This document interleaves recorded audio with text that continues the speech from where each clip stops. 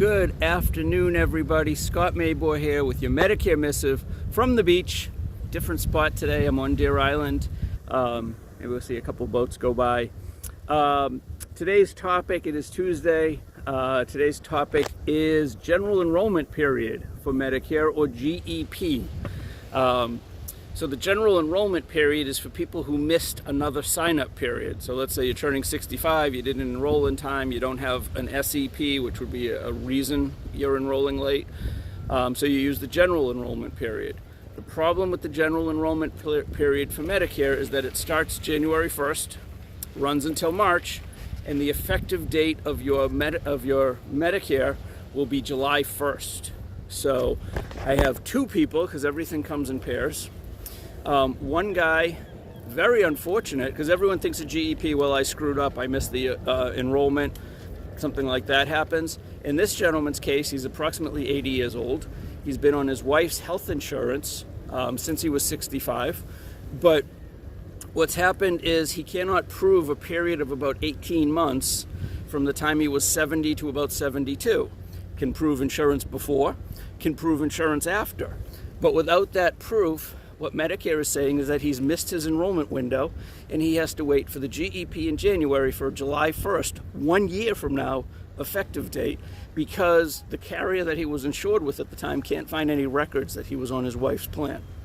The other gentleman who called me was a referral to me from his estate attorney, and he screwed up. He didn't pay his Medicare bill. He thought it was coming out of his checking account automatically. It actually wasn't. There's no Social Security because he was a teacher. He's lost his Medicare, can't enroll again until January for a July 1st effective date. So sometimes it's an honest mistake, and sometimes it's completely out of your hands. But with the General Enrollment Period, if you miss the sign-up period that you should have used, you're stuck until July 1st. And in both of these cases, they called last week, you're talking a full year without coverage. And to add salt to the wound or insult to injury, they're also adding a late enrollment penalty for every month. Each of these gentlemen do not have Medicare because they should be on Medicare. So even though they can't sign up technically, they're now getting penalized for not having it, which will be another 10% penalty for the rest of their lives on their Medicare premium, their Part B and Part D. Be careful. If you screw up the dates, this can be painful and a royal pain in the neck to fix. The other thing I just wanted to mention, I've had some requests, mostly from financial planners, for me to have another option as a model. So right now, there is no fee to work with me. Anybody can work with me, there's no charge. I like that model personally. There's no bias towards any carrier because they all pay the same according to Medicare rules. I work with all the carriers that I can. So there really is very rarely any sort of conflict, and when there is, I still recommend the plan that I think is best for you, even if it's not best for me. But some of these financial planning clients would rather have a fee for advice model.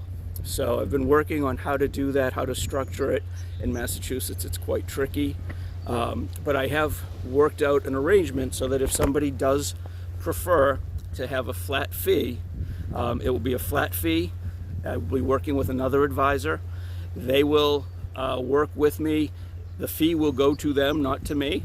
And I will ultimately supervise and make the final arrangements for your plans. But it's a way for somebody who does not want a commission-based structure. They want what they feel is better advice because they're paying a flat fee for it.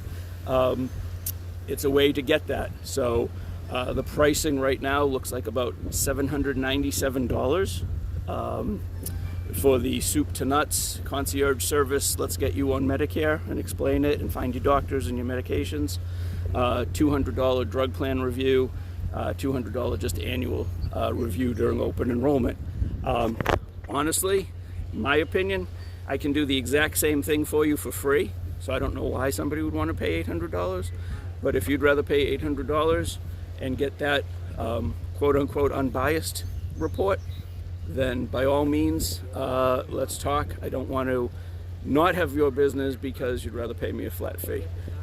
Otherwise, for everyone else who would rather not pay me and very clearly pay the same price whether you use me or go directly to the carrier, that model still exists as well. Thank you very much, everyone. Please, any feedback you have on either of the pricing models, I'd appreciate it. Please share and like the video, and I will talk to you soon. Stay safe, be well.